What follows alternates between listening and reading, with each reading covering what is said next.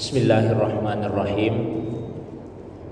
Assalamualaikum warahmatullahi wabarakatuh. Alhamdulillahilladzi ansala sakinata fi qulubil mu'minin. Wassalatu wassalamu ala sayyidil awwalin wal akhirin, sayyidil anbiya'i wal mursalin, sayyidina wa habibina wa syafi'ina maulana Muhammadin wa ala alihi wa ashabihi wa ala man ittaba'an nur alladzi unsila ma'ahu ila yaumin nusyur, amma ba'du. Jamaah maghrib yang semoga dirahmati, dimuliakan oleh Allah Subhanahu wa taala. Alhamdulillah, malam ini kembali kita dihadirkan, dipertemukan oleh Allah Subhanahu wa taala dalam majelis yang semoga dimuliakan ini untuk melanjutkan kembali bacaan kita terhadap kitab Iqdul Jauhar fi Maulidin Nabiyil Azhar, yang lebih kita kenal dengan sebutan Maulid Al-Barzanji, satu kitab yang disusun oleh Al-Allamah Ja'far bin Hasan bin Abdul Karim Al-Barzanji. InsyaAllah malam ini kita akan memasuki pasal yang kelima. Pertemuan yang sebelumnya kita telah membaca mukaddimah, pengantar, dan 4 pasal. Malam ini kita lanjutkan pada pasal yang kelima. Qala al-musannif wa zahara inda wiladatihi khawariq wa ghara'ibu ghaibiyya irhasan li nubuwwatihi wa ilaman bi annahu mukhtarullahi ta'ala wa mujtaba. Wa zahara inda wiladatihi khawariq wa ghara'ibu ghaibiyya, maka ketika kelahiran Nabi sallallahu alaihi wasallam, zaharah, muncullah atau nampaklah khawarik. Khawarik itu artinya kejadian-kejadian yang menyelisihi adah atau kebiasaan. Jadi kejadian yang tidak biasa itu disebut dengan khawarik. Kemudian gharaib. Gharaib artinya satu kejadian yang ba'ida anil fahmi, yang sukar untuk difahami oleh akal. Ghaibiyah, jadi sama gaib dari segi pemahaman. Jadi ketika Rasulullah SAW lahir, terdapat beberapa kejadian-kejadian yang menyelisihi kebiasaan dan juga kejadian yang sukar untuk difahami oleh akal. Irhasan li nubuwwatihi, itu semua adalah irhas, kejadian luar biasa sebagai penanda kenabiannya. Wa ilaman bi annahu mukhtarullahi ta'ala wa mujtabah, dan sebagai i'lam, pemberitahuan kepada manusia bahwa Nabi sallallahu alaihi wasallam itu adalah pilihan Allah dan orang yang telah dipersiapkan oleh Allah Subhanahu wa taala. Jadi kenabian itu bukanlah sesuatu yang muktasab, bukan sesuatu yang diupayakan. Kenabian itu adalah pilihan dari Allah Subhanahu wa taala. Jadi nabi-nabi itu tidak berusaha untuk menjadi seorang nabi. Mereka dipilih oleh Allah Subhanahu wa taala. Kemudian seorang nabi pasti disertai dengan mukjizat sebagai tanda bahwa mereka itu betul-betul adalah nabi. Nah, bedanya mukjizat dengan irhas, kalau mukjizat terjadi setelah dakwah kenabian.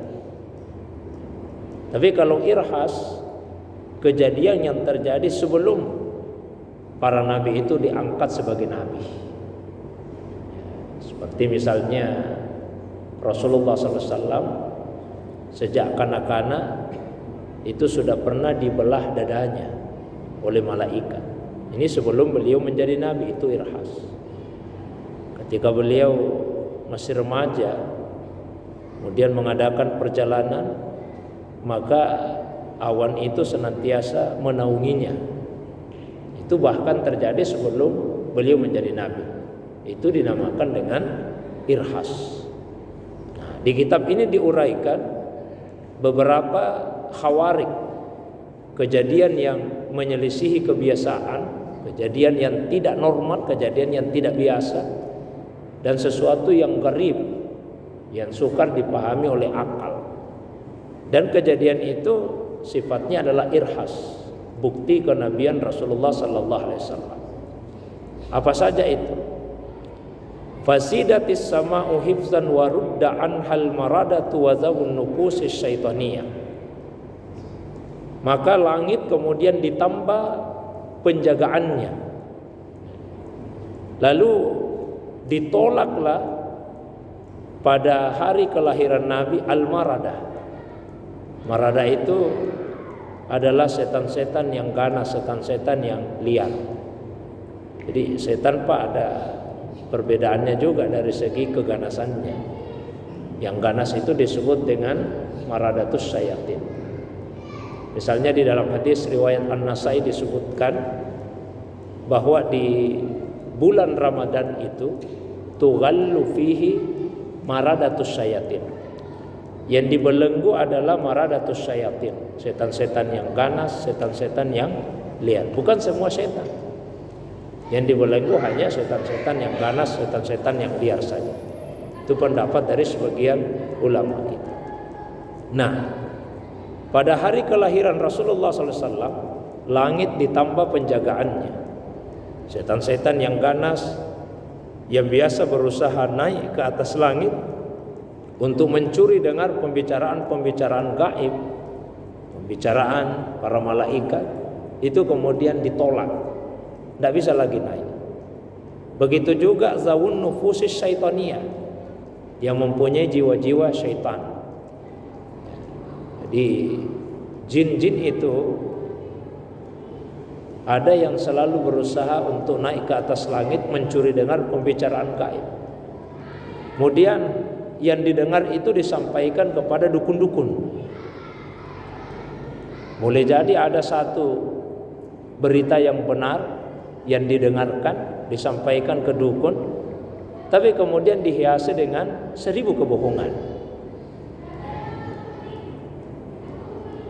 Sehingga kalau misalnya ada dukun yang menyampaikan satu informasi dan itu benar, itu hanyalah persentase yang sangat kecil dibandingkan dengan kebohongan yang disampaikan.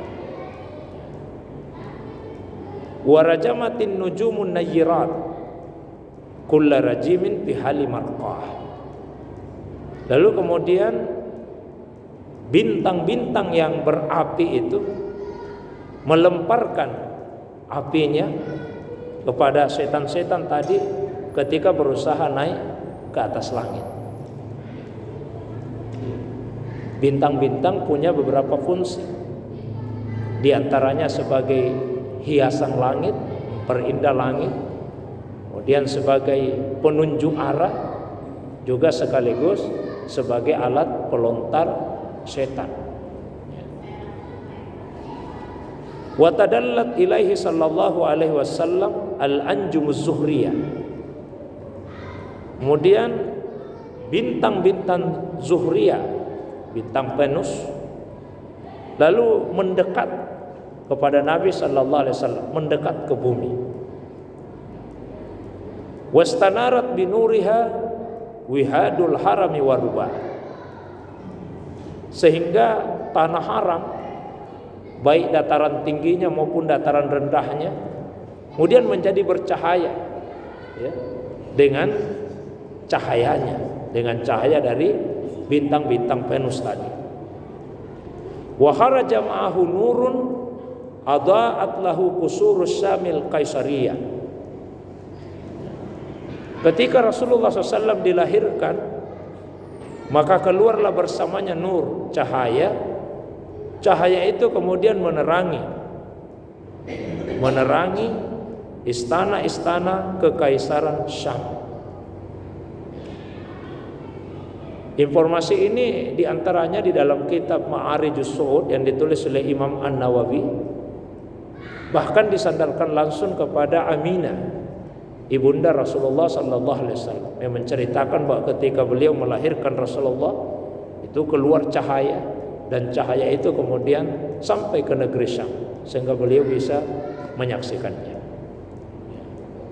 Fara'aha man bibitahi Makkah tadarhu wa makna, sehingga orang yang tinggal di Makkah bisa melihat negeri Syam tersebut karena cahaya yang menerangi dari tempat dilahirkannya Rasulullah SAW sampai ke negeri Syam itu.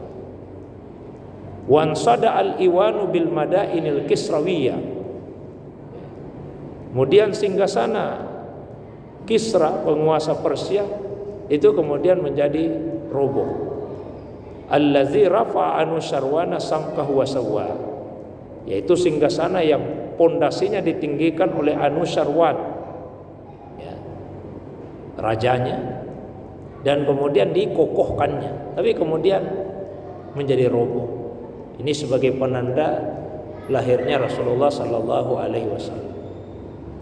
Wa saqata arba'u asharata min surufatihil ulwiyah, lalu 14 tiang penyanggahnya itu juga ikut terjatuh. Wa kusira mulku Kisra li hauli ma asabahu wa arah, dan patah jugalah mulku Kisra, kerajaan Kisra itu atau singgasana tempat duduknya kaisar itu, karena ketakutan yang dirasakannya. Wa hamadatin niranul ma'budatu bil mamalikil farisiyah, dan api yang biasa disembah di kerajaan Persia kemudian menjadi padam. Persia itu masyarakatnya adalah penganut ajaran Zoroaster. Dalam bahasa Arab disebut dengan Majusi. Majusi itu penyembah api. Di dalam ajaran Zoroaster atau ajaran Majusi disebutkan bahwa Tuhan itu ada dua. Ada Tuhan terang dan ada Tuhan gelap. Nah, Tuhan gelap ini yang memerintahkan keburukan, Tuhan terang yang memerintahkan kebaikan, sehingga mereka kemudian menyembah api sebagai simbol dari Tuhan yang terang itu. Nah, ketika Rasulullah SAW dilahirkan, maka api yang biasa mereka sembah itu tiba-tiba menjadi padam. Litulu ibadrihil muniri wa isyraki muhayya, karena terbitnya purnama, yaitu Rasulullah SAW yang menerangi, dan pancaran cahaya dari wajah Rasulullah Sallallahu Alaihi Wasallam. Dalam beberapa kesempatan disampaikan bahwa Nabi itu adalah nur, bahkan oleh sebagian ulama disebut sebagai Nurul Anwar, cahaya dari segala cahaya. Dan cahaya Rasulullah SAW itu lebih terang dibandingkan dengan cahaya matahari. Itulah sebabnya Nabi itu tidak punya bayang-bayang, ya, karena cahayanya lebih terang dibandingkan dengan cahaya matahari. Hanya meskipun Nabi adalah nur, cahaya, tapi cahaya itu tidak menyilaukan mata, tidak seperti matahari yang menyilaukan mata. Kalau Al-Quran menggunakan dua kata yang berbeda, ketika mensifati matahari disebut dia, wallazi ja'ala syamsa dia, dialah Allah yang menjadikan matahari itu dia bersinar, wal qamara nura, dan menjadikan bulan itu nur, bercahaya. Di antara perbedaan dia dengan nur, kalau dia sinarnya menyilaukan mata, seperti matahari Pak, kita tidak sanggup memandangi kalau pas puncak teriknya, karena begitu menyilaukan mata. Beda dengan bulan. Meskipun dia purnama sampai pada puncaknya, tapi cahayanya tidak pernah menyilaukan mata karena dia adalah nur. Nah, seperti itulah ibaratnya Rasulullah SAW. Beliau nur, tapi cahayanya tidak menyilaukan mata. Wa qadat buhairatu sawata wa kanat baina hamazani wa qumma minal biladil ajamiyah.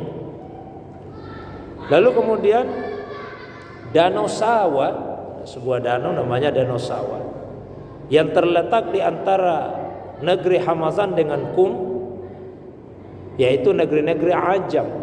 Ajam itu artinya non-Arab, ya, di luar dari negeri-negeri Arab itu disebut dengan Ajam.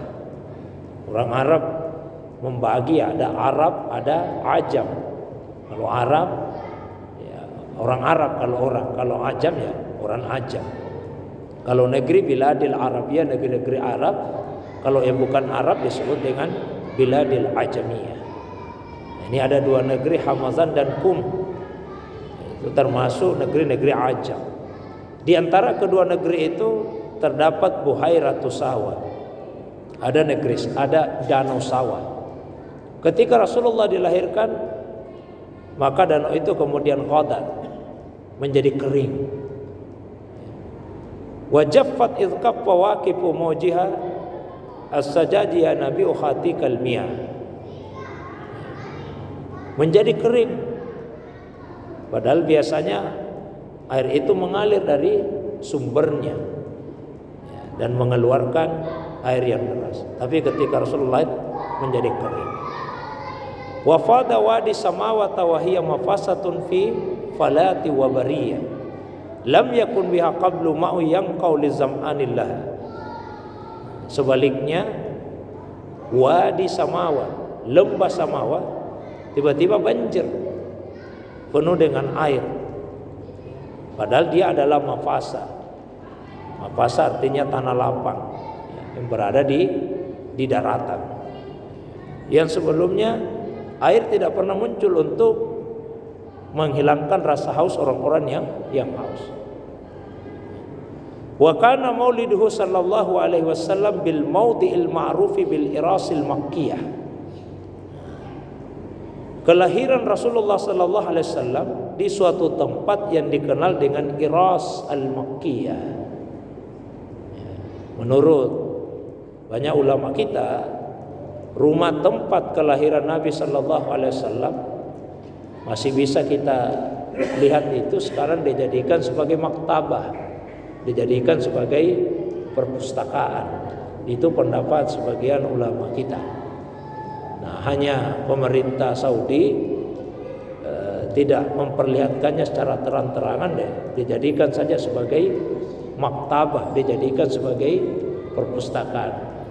Itu masih bisa dikunjungi. Ya, terakhir waktu kami umrah tahun lalu itu sementara jalanan ke arah sana dalam perbaikan. Ya, tapi sebelumnya biasa kita kunjungi. Ya, maktabah yang menurut pendapat beberapa ulama kita adalah rumah tempat kelahiran Nabi sallallahu alaihi wasallam. Wal baladil ladzi la yu'dadu syajaruhu wa la yukhtalaqu. Beliau dilahirkan di negeri yang pohonnya itu tidak bisa dicabut dan juga rantainya tidak bisa dipatahkan. Ada juga ulama yang memahami ya, pohonnya tidak bisa dicabut, begitu juga tanam-tanaman tidak bisa dicabut. Ya bedanya kalau pohon itu yang ada akarnya, tanaman tidak punya, yang ada batangnya. Kalau tanaman tidak punya batang, ya apapun itu adanya, ini tidak bisa dicabut. Nah, yang dimaksud di sini adalah negeri Makkah, tempat kelahiran Nabi Shallallahu Alaihi Wasallam. Hanya disebut dengan tanah haram. Ada beberapa perbuatan yang diharamkan, tidak boleh untuk dilakukan di tanah haram tersebut. Wahtulifa fi ami wiladatihi wa fi syahriha wa fi yaumiha ala aqwalin lil ulama'i marwiyah. Terdapat perbedaan pendapat di kalangan ulama mengenai tahun lahirnya Nabi, bulan kelahirannya dan hari kelahirannya. Ada beberapa pendapat yang diriwayatkan. Ada yang mengatakan Rasulullah lahir pada tahun gajah, yaitu tahun ketika Abraha yang mengendarai gajah bersama dengan bala tentaranya datang ke kota Makkah dengan maksud untuk menghancurkan Ka'bah. Ada ulama yang mengatakan ya 50 hari setelah hari kejadian itu. Ada yang menyebut 50 hari setelah hari kejadian itu. Ada yang menyebut 40 hari setelah hari kejadian itu. Ada yang mengatakan 5 tahun setelahnya. Ada yang menyebut beberapa tahun sebelumnya, dan seterusnya. Begitu juga bulan kelahiran Rasulullah SAW. Ada yang mengatakan beliau lahir di bulan Ramadan. Ada yang mengatakan beliau lahir di bulan Safar. Ada yang mengatakan beliau lahir di bulan Rabiul Akhir. Namun dari sekian banyak pendapat tersebut, menurut penulis kitab ini, warrajihu, pendapat yang kuat, annaha qubaila fajrin yaumil isnaini tsaniya asyara syahri Rabiul Awal min amil fil alladhi saddahu Allahu anil harami wa hama. Pendapat yang paling kuat bahwa beliau dilahirkan kubailal fajar, menjelang fajar. Menjelang masuknya waktu subuh.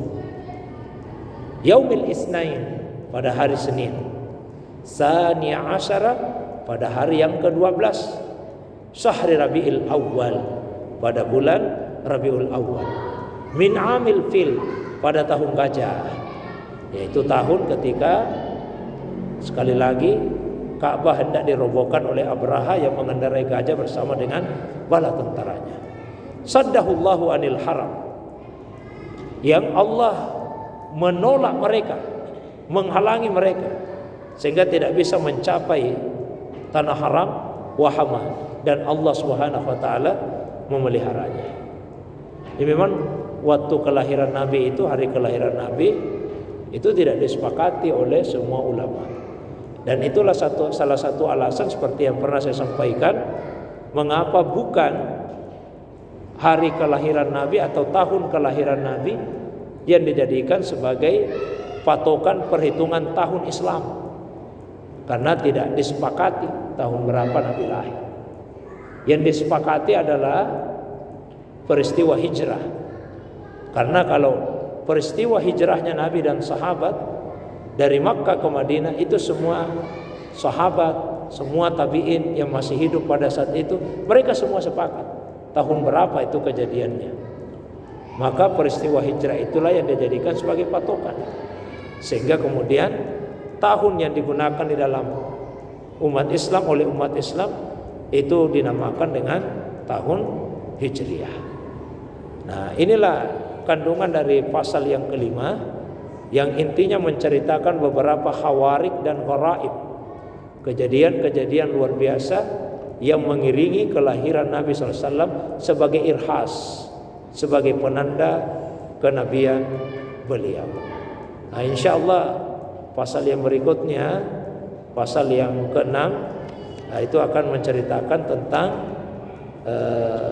siapa yang menyusui Rasulullah SAW pada masa bayinya. Ini pada pasal yang berikutnya. Saya kira itu dulu untuk malam ini. Seperti biasa, saya berikan waktu yang agak lapang. Kalau ada yang ingin didiskusikan, ditambahkan, baik yang berkaitan dengan pembahasan atau masalah agama yang lain di luar dari apa yang saya sampaikan, saya persilakan kepada jamaah sekalian. Boleh di luar dari pembahasan kita. Demikian untuk sementara. Wa ilallahi turja'ul umur. Wassalamualaikum warahmatullahi wabarakatuh.